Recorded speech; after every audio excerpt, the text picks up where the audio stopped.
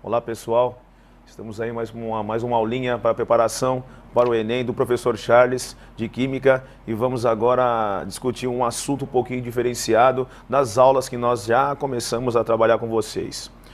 Não esquecendo e sempre focando o Enem, isso é um dos pontos cruciais. A nossa discussão de hoje vai ser um pouquinho sobre pressão de vapor, tá? Vamos falar um pouquinho de efeitos tonoscópicos e vamos falar também de fase de agregação da matéria e alguns detalhes que eu vou trabalhar com vocês, tá? Então o negócio é o seguinte, nosso primeiro ponto então, vamos até a apresentação, dar uma olhadinha do assunto principal do dia de hoje, que vai ser pressão de vapor. Vamos até lá então? Vamos lá. Então tá lá, pressão de vapor. Pressão de vapor de um líquido é a pressão máxima exercida pelos seus vapores quando se atinge o equilíbrio dinâmico entre a fase líquida e a fase gasosa, tá? Então, pessoal, falando um pouquinho em pressão de vapor, fase líquida, fase gasosa. Então, nós vamos discutir um pouquinho alguns estados físicos da matéria, tá? E esse estado físico da matéria, como nós já comentamos, pode estar no estado sólido, pode estar no estado líquido e pode estar no estado gasoso. Só que isso muda um pouquinho, tá? Dentro de um sistema fechado. Eu vou até um monitor, vou mostrar para vocês como é o comportamento dessa pressão de vapor em um sistema fechado. Vamos até o monitor lá, dar uma olhadinha, tá? Então, vejam vocês. Eu coloquei uma ilustração aqui, onde nós temos alguns detalhes. Uma coisa interessante ressaltar, Nós temos aqui, perceba, temperatura de 20 graus, 50 graus, 100 graus. Vamos analisar a nossa legenda. Perceba que toda a parte azul, essas bolinhas em azul aqui, é a representação das moléculas de água. Todas as bolinhas brancas é a representação de ar. Especificamente esse ar, nós temos a mistura de oxigênio com nitrogênio. Então vejam vocês, à medida que nós estamos com aqui, perceba que está tudo no estado líquido, um sistema fechado, onde nós temos aqui essa setinha descendo e subindo, caracteriza o quê? A pressão de vapor, né? Esse equilíbrio dinâmico como nós verificamos na apresentação anteriormente.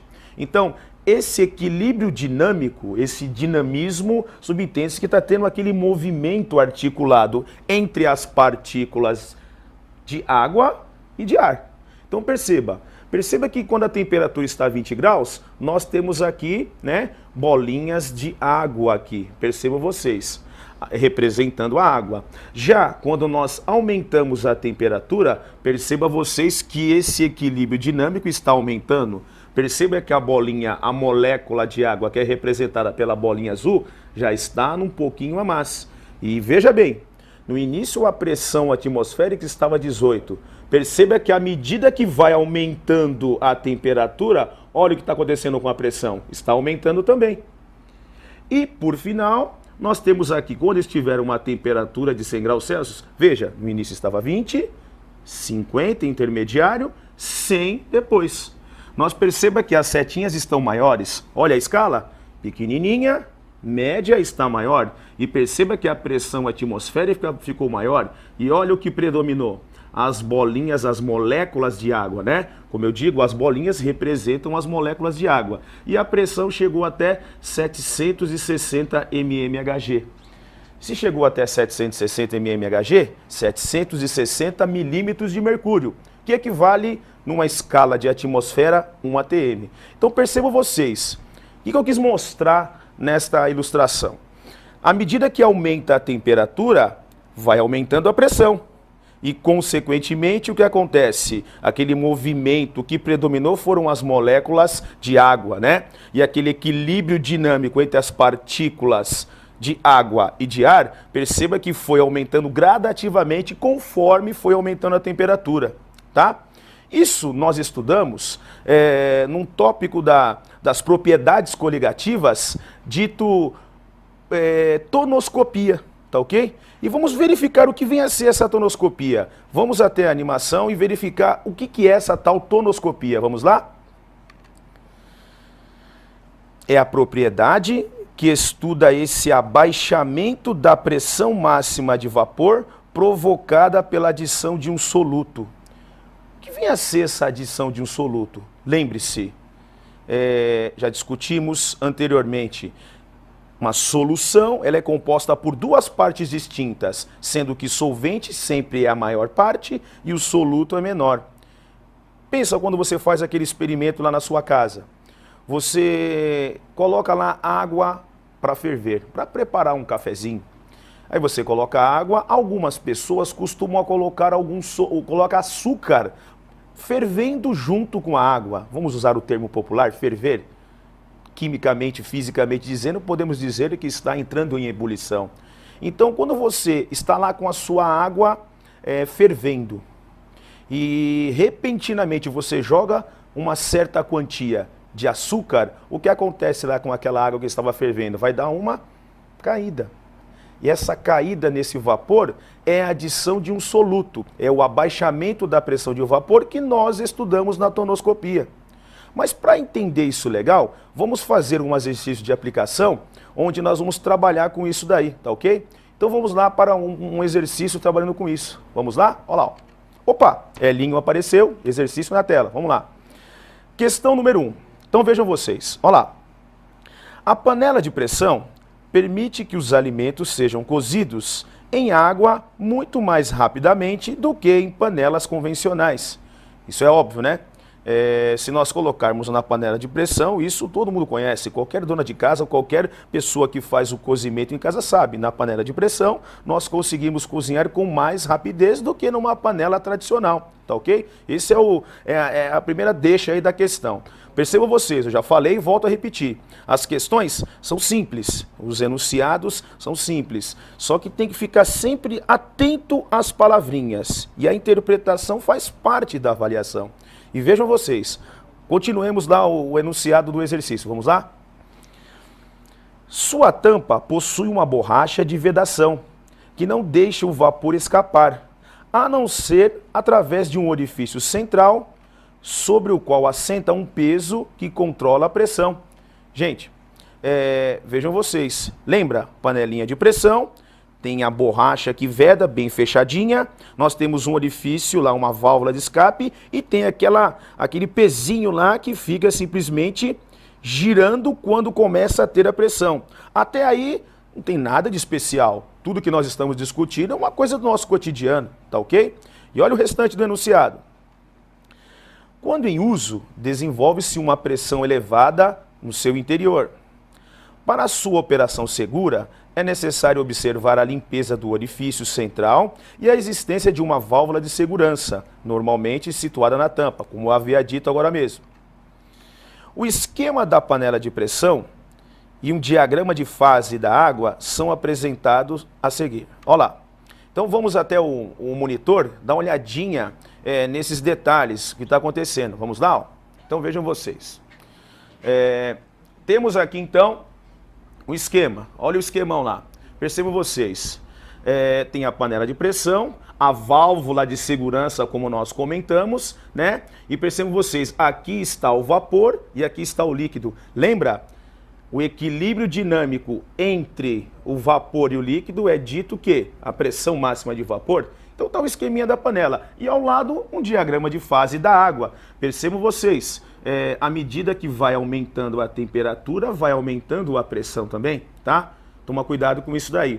Então isso daí foram os dados do enunciado do exercício, tá? Perceba, é um enunciado cansativo, tem muitos detalhezinhos, mas você vai verificar que ao fim das contas não vai ter problema algum, tá ok? Vamos lá só concluir o enunciado e verificar o que o examinador está pedindo nessa questão do Enem. Então vamos lá, ó. A vantagem do uso de panela de pressão é a rapidez para o cozimento de alimentos. E isto deve a... Tá lá, o primeiro item A. Pressão no interior, que é igual à pressão externa. Gente, a pressão interior não é igual à pressão externa. Ela vai só se igualar quando igualar a pressão interna e a externa vai igualar, vai ser o ponto de ebulição. Então isso daí não está fora de cogitação. Vamos verificar a letra B. A vantagem do uso da panela de pressão é a rapidez para o cozimento de alimentos. E isto se deve a primeira nós descartamos, a B, devido à temperatura de seu interior, que está acima da temperatura de ebulição da água no local. Opa, quando chega a um certo ponto, ela começa a ficar bem mais agitada. Com certeza ela vai ficar superior à temperatura do externo. Lembra nas aulas passadas que nós falamos sobre a pressão máxima de vapor?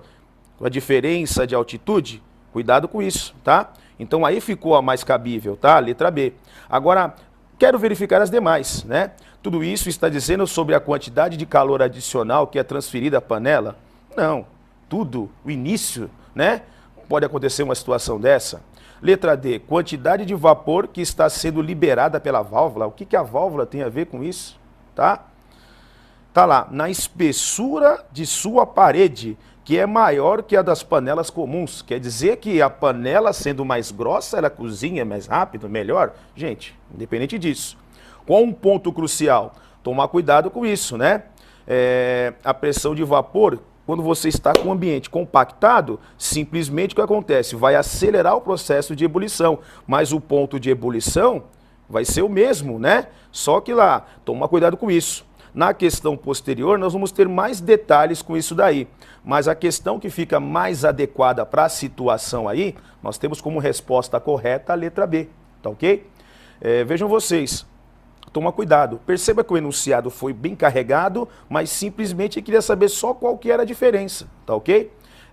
Para concluir essa ideia de pressão de vapor, vamos discutir mais uma questão similar a essa. Tem alguns detalhes que nós vamos também discutir agora, vamos aprofundar, tá ok? Olha a próxima questão, tá lá. Questão 2, olha lá, também uma questão do Enem, tá ok? Então tá lá, ó. Se por economia abaixarmos o fogo sobre uma panela de pressão, logo que se inicia a saída de vapor pela válvula, de forma simplesmente a manter a fervura, o tempo de cozimento, então tá lá.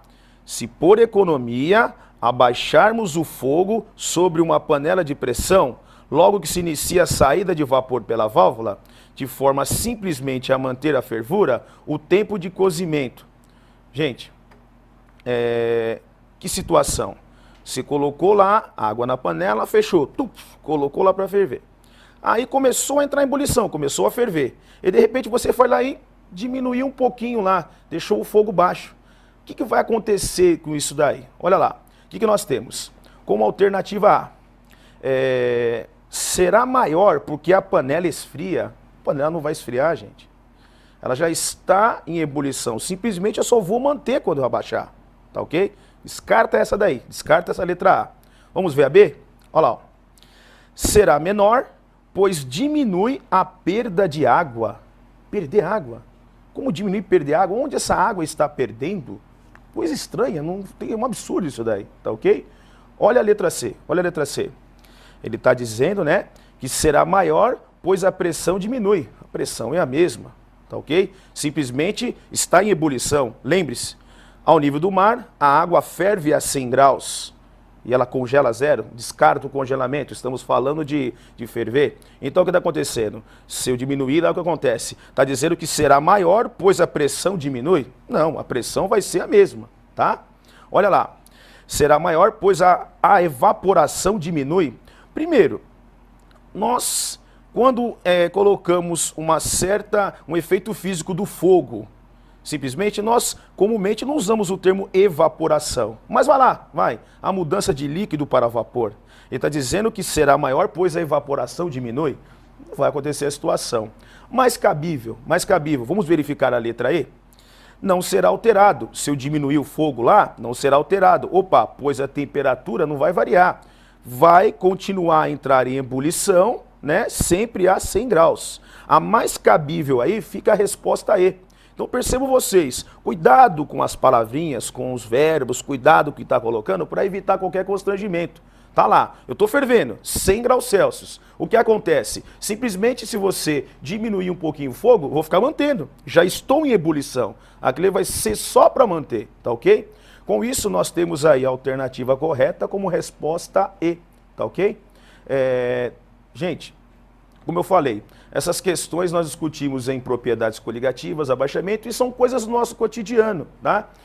falamos um pouquinho de mudanças de estado e discutimos também alguns pontos cruciais quanto a isso, tá ok? Concluindo, para falar um pouquinho também agora, vamos falar um pouquinho sobre fase de agregação, mudança de estado da matéria e assim por diante. Falar um pouquinho também de uma coisa muito importante, muito exigida do Enem, o ciclo da água na natureza, tá?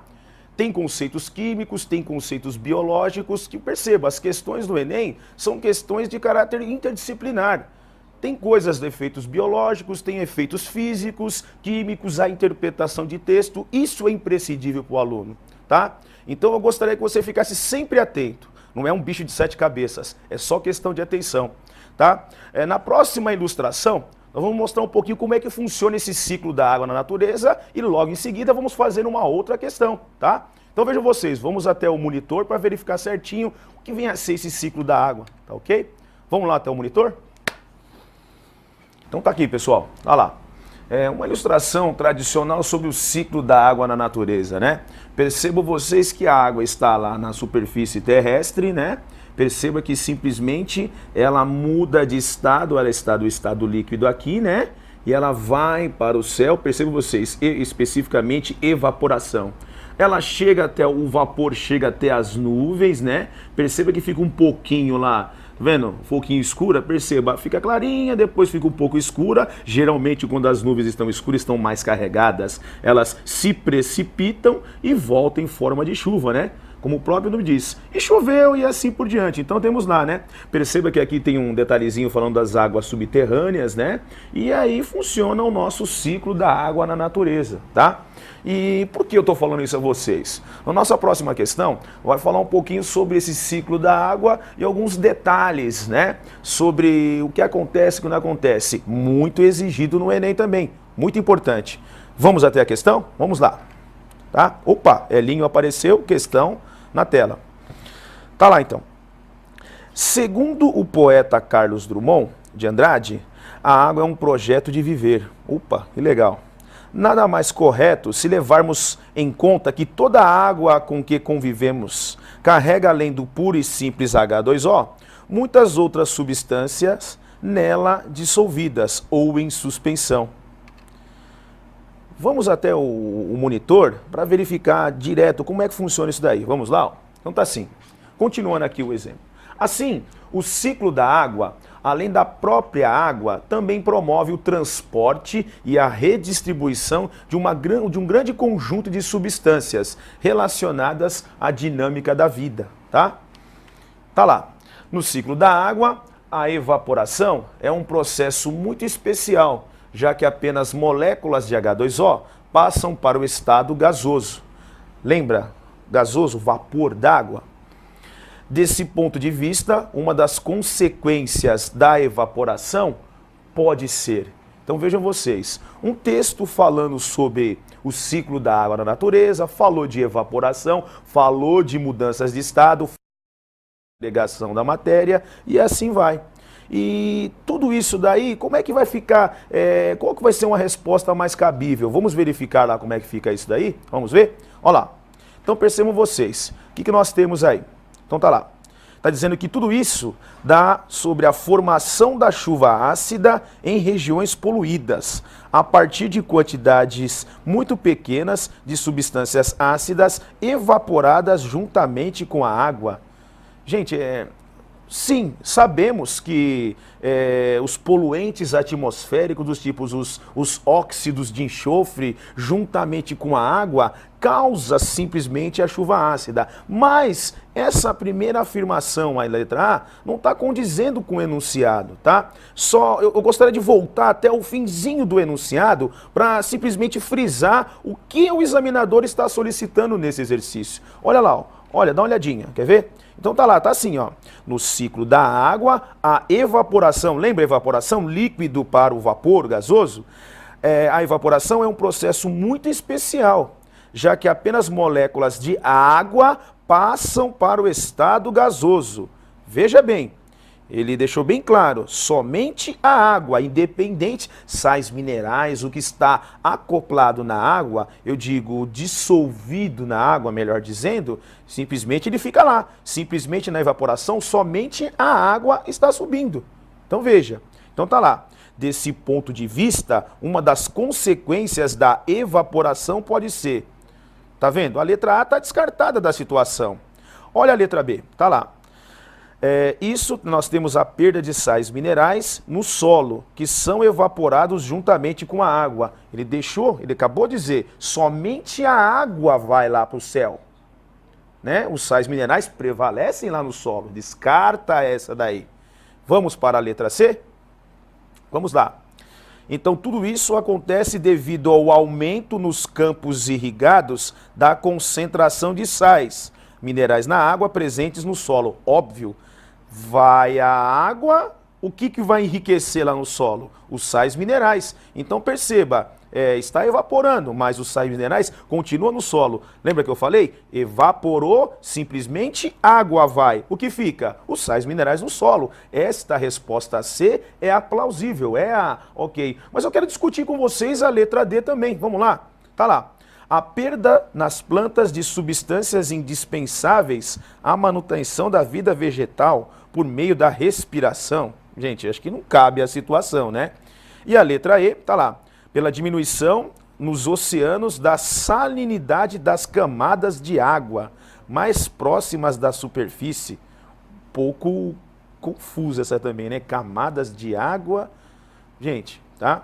Então, o que mais dizendo, evapora a água, somente a água, fica os sais minerais e o solo vai ficar muito mais, como eu posso dizer, rico em sais minerais, tá?